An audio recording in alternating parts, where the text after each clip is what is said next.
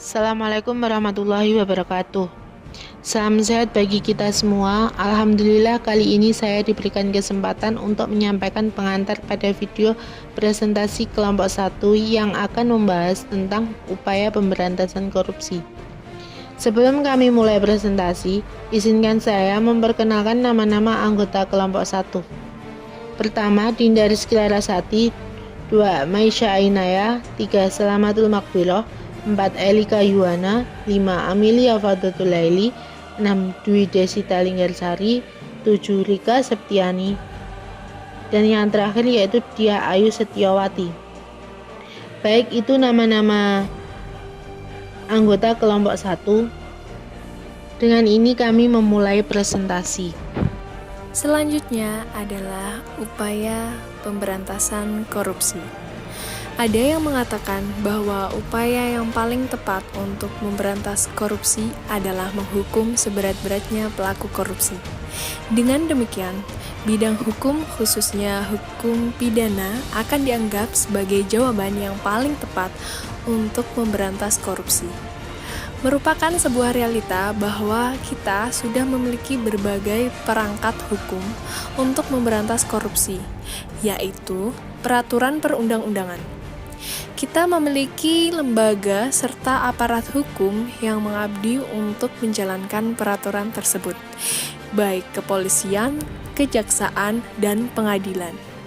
Kita bahkan memiliki sebuah lembaga independen yang bernama Komisi Pemberantasan Korupsi atau sering disebut dengan KPK, yang kesemuanya dibentuk salah satunya untuk memberantas korupsi.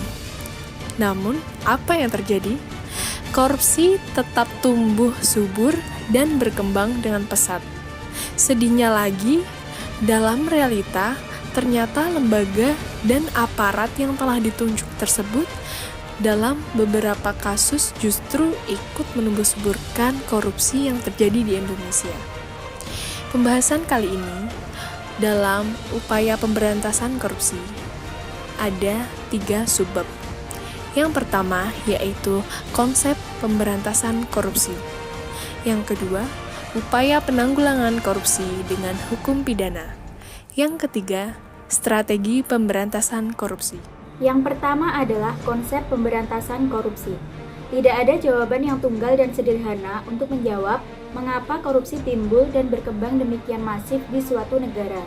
Ada yang menyatakan bahwa korupsi ibarat penyakit kanker ganas yang sifatnya tidak hanya kronis tapi juga akut. Ia menggerogoti perekonomian sebuah negara secara perlahan namun pasti. Penyakit ini menempel pada semua aspek bidang kehidupan masyarakat sehingga sangat sulit untuk diberantas. Perlu dipahami bahwa dimanapun dan sampai pada tingkatan tertentu, korupsi memang akan selalu ada dalam suatu negara atau masyarakat. Ada begitu banyak strategi, cara atau upaya dalam pemberantasan korupsi yang semuanya harus disesuaikan dengan konteks, masyarakat maupun organisasi yang dituju. Setiap negara, masyarakat maupun organisasi harus mencari cara untuk menemukan solusinya. Bahwa upaya yang paling tepat untuk memberantas korupsi adalah dengan memberikan pidana atau menghukum seberat-beratnya pelaku korupsi. Dengan demikian, bidang hukum, khususnya hukum pidana, akan dianggap sebagai jawaban yang paling tepat untuk memberantas korupsi. Yang selanjutnya yaitu upaya penanggulangan korupsi dengan hukum pidana. Kebijakan penanggulangan kejahatan atau yang biasa dikenal dengan istilah politik kriminal atau criminal policy oleh G. Peter Hofnackles dibedakan sebagai berikut. Nawawi Arif 2008. Yang pertama, kebijakan penerapan hukum pidana atau criminal law application.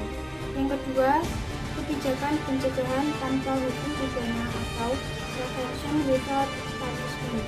Yang ketiga yaitu kebijakan untuk mempengaruhi pandangan masyarakat mengenai kejahatan pemidanaan lewat mass media atau influencing views of society on crime and punishment or mass media atau media lainnya seperti penyuluhan, pendidikan, dan lain-lain. Tambahan dari penulis. Melihat pembedaan tersebut, Secara garis besar, upaya penanggulangan kejahatan dapat dibagi menjadi dua, yakni melalui jalur penal dengan menggunakan hukum pidana dan jalur non-penal diselesaikan di luar hukum pidana dengan sarana-sarana non-penal. Secara kasar, menurut Barda Nawawi Arif, upaya penanggulangan kejahatan melalui jalur penal lebih menitikberatkan pada sifat represif atau penumpasan, penindasan, pemberantasan sesudah kejahatan terjadi. Sedangkan jalur non-penal lebih menitikberatkan pada sifat preventif atau pencegahan. Dikatakan secara kasar karena tindakan represif juga dapat dilihat sebagai tindakan preventif dalam arti luas menurut Nawawi Arif. Sifat preventif memang bukan menjadi fokus kerja aparat penegak hukum. Namun untuk pencegahan korupsi, sifat ini dapat ditemui dalam salah satu tugas dari Komisi Pemberantasan Korupsi yang memiliki deputi bidang pencegahan yang di dalamnya terdapat Direktorat Pendidikan dan Pelayanan Masyarakat. Selanjutnya, sasaran dari upaya penanggulangan kejahatan melalui jalur non-penal.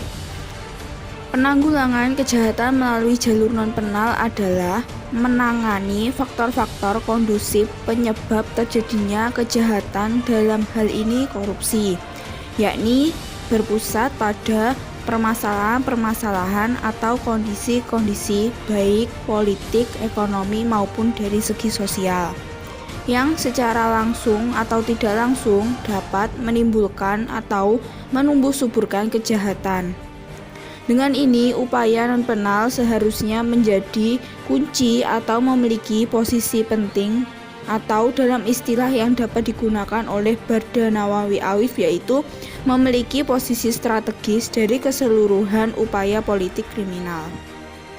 Upaya yang kedua adalah upaya penal dalam memanggil atau menggunakan hukum pidana atau dengan menghukum atau memberi pidana atau memberikan penderitaan atau nistapa bagi pelaku korupsi. Ada hal penting yang patut dipikirkan dalam menggunakan upaya penal. Hal ini didasarkan pada pertimbangan bahwa sarana penal memiliki keterbatasan dan mengandung beberapa kelemahan, sehingga fungsinya seharusnya hanya digunakan secara subsidiar. Pertimbangan tersebut adalah 1. Dilihat secara dogmatis, sanksi pidana merupakan jenis sanksi yang paling tajam dalam bidang hukum. Yang kedua, dilihat secara fungsional, operasionalisasi dan aplikasinya menuntut biaya yang tinggi. Yang ketiga, sanksi pidana mengandung sifat kontradiktif yang mengandung efek sampingan yang negatif. Keempat, penggunaan hukum pidana dalam menanggulangi kejahatan hanya merupakan menyembuhkan gejala. Kelima, hukum pidana hanya merupakan bagian kecil dari sarana kontrol sosial. Yang keenam, sistem pemindanaan bersifat fragmenter dan individual, tidak bersifat struktural dan fungsional. Ketujuh, efektivitas pidana bergantung pada banyak faktor dan masih sering diperdebatkan oleh para ahli. Yang terakhir adalah strategi dan upaya pemberantasan korupsi. Poin yang pertama yaitu pembentukan lembaga anti korupsi. Salah satu cara untuk memberantas korupsi adalah dengan membentuk lembaga yang independen yang khusus menangani korupsi. Kemudian poin yang kedua yaitu hal lain yang perlu diperhatikan adalah memperbaiki kinerja lembaga peradilan baik dari tingkat kepolisian, kejaksaan, pengadilan, dan lembaga pemasyarakatan. Poin yang ketiga yaitu di tingkat departemen, kinerja lembaga-lembaga audit seperti Inspektorat Jenderal harus ditingkatkan. Yang keempat yaitu reformasi birokrasi dan reformasi pelayanan publik adalah salah satu cara untuk mencegah korupsi. Yang kelima, salah satu hal yang juga cukup krusial untuk mengurangi resiko korupsi adalah dengan memperbaiki dan memantau kinerja pemerintah daerah. Yang keenam, dalam berbagai pemberitaan di media massa, ternyata korupsi juga banyak dilakukan oleh anggota parlemen baik di pusat DPR maupun di daerah DPRD. Kemudian poin yang kedua yaitu pencegahan korupsi di sektor publik.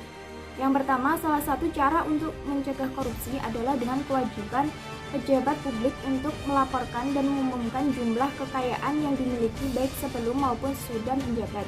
Yang kedua, untuk kontrak pekerjaan dan pengadaan barang baik di pemerintah pusat, daerah maupun militer. Salah satu cara untuk memperkecil potensi korupsi adalah dengan melakukan lelang atau penawaran secara terbuka.